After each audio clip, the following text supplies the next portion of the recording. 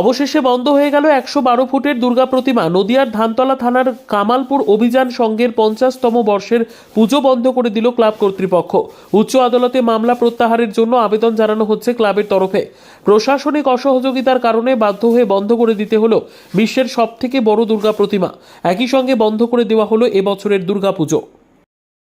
দেখুন, বিশ্বের বড় দুর্গা এই মুহূর্তে পুরোপুরি আমরা ক্লোজ করার চিন্তা ভাবনা নিলাম।